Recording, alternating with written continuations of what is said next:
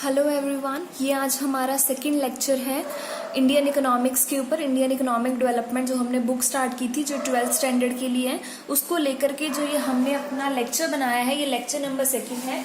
इससे पहले हमारा लेक्चर नंबर 1 आ चुका है और लेक्चर नंबर 1 के अंदर हमने कवर किया है अपना टॉपिक। सबसे पहले मैंने आपको उसमें ये बताया था कि जो ये चैप्टर नंबर 1 है, Indian economy on the eve of independence, ये कुछ पार्ट्स में है।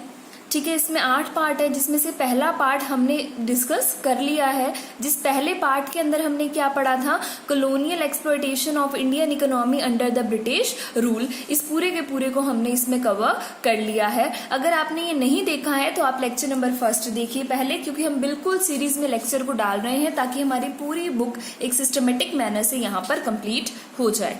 तो अगर हम सेकेंड की बात करें तो आज हम सेकेंड को पढ़ने वाले हैं, जिसमें है feature of Indian economy on the year of independence, कि क्या क्या फीचर थे इंडियन इकोनॉमी के on the year of independence के टाइम पर। तो करते हैं अपने लेक्चर नंबर 2 को शुरू। लेक्चर नंबर 2 में हम feature of Indian economy on the year of independence को पढ़ने जा रहे हैं। तो मैंने यहाँ पर यही लिखा है कि नीचे दिए गए कुछ फीचर इंडिया की इकोनॉमी के थे किस टाइम पीरियड पे, जो टाइम पीरियड आपका डेवलपमेंट का था। सबसे पहला फीचर है, इंडिया की इकोनॉमी उस टाइम पे स्टैगनेंट थी। स्टैगनेंट इकोनॉमी एक ऐसी इकोनॉमी होती है जहां लिटिल और नो ग्रोथ इन इनकम, जहां लोगों की इनकम में या नेशन की इनकम में, ठीक है, यानी कि लोगों की कमाई में या तो लिटिल ग्रोथ है यानी कि बहुत थोड़ी ग्रोथ है, या फिर नो ग्रोथ, बिल्कुल ग्रोथ है ही नहीं, ऐसी इकोनॉमी को स्टैगनेंट इकोनॉमी बोला जाता है। इंडिया की इकोनॉमी इंडिपेंडेंस के ईवा पर स्टैगनेंट इकोनॉमी थी, जिसके पीछे रीजन था इंडिया की बल्क पॉपुलेशन। इंडिया की पॉपुलेशन इतनी ज्यादा थी जिसकी वजह से यहाँ की इकोनॉमी स्टैगनेंट थी, और लोगों का स्टैंडर्ड ऑफ लिविंग भी इसी हिसाब से क्या था, बहुत ज्यादा पुअर था, और लोगों की कंडीशन क्या थी, माइजरेबल थी।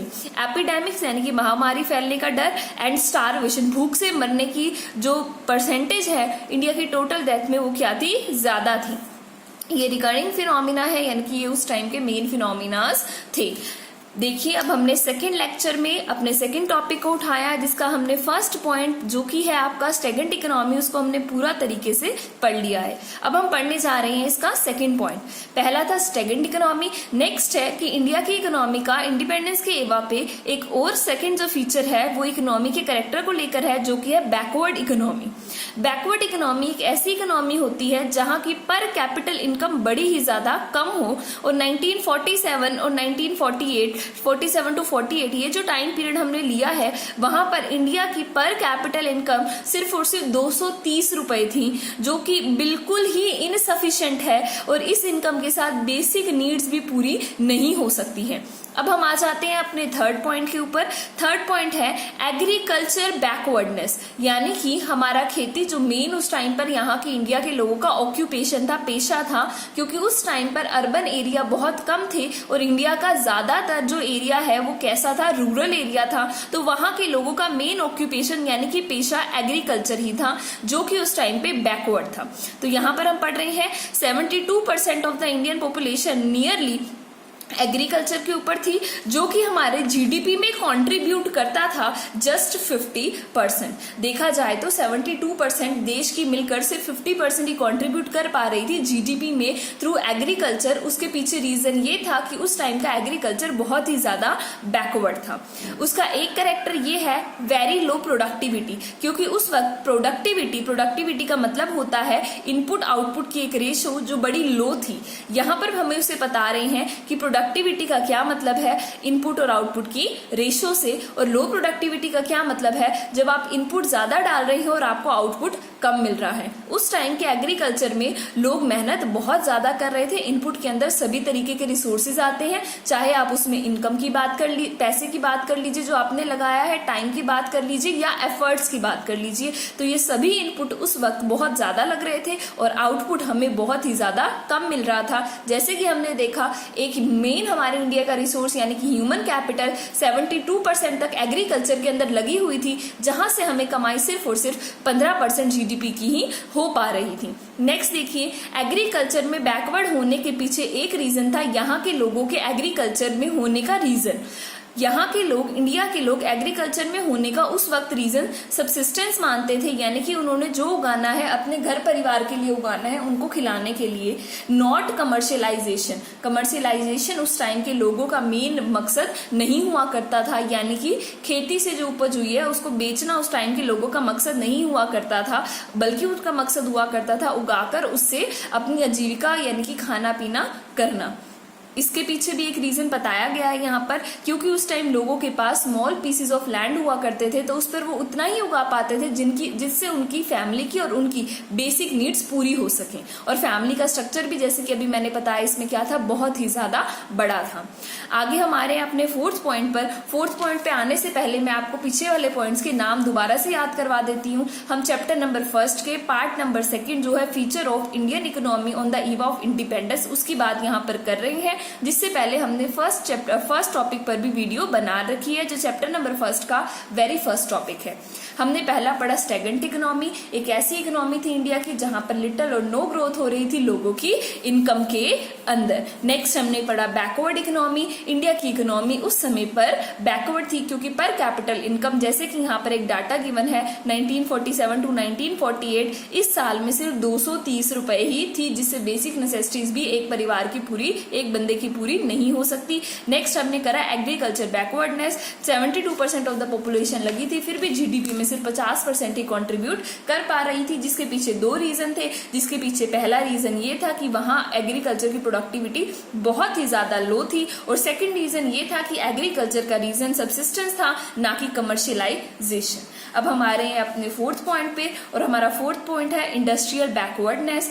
इसके अंदर हमने ये बात की है कि इंडस्ट्रीज जो थी हमारी वो बैकवर्ड थी, इंडिया में कोई हैवी इंडस्ट्रीज उस टाइम तक नहीं लगाई गई थी, यानी कि अगर आपको अपने प्रोडक्शन के लिए मशीनों की जरूरत है तो आपको उसे बाहर के देशों से खरीद कर लाना पड़ेगा, अदरवाइज आपके पास अच्छी मशीनें अवेलेबल नहीं थी।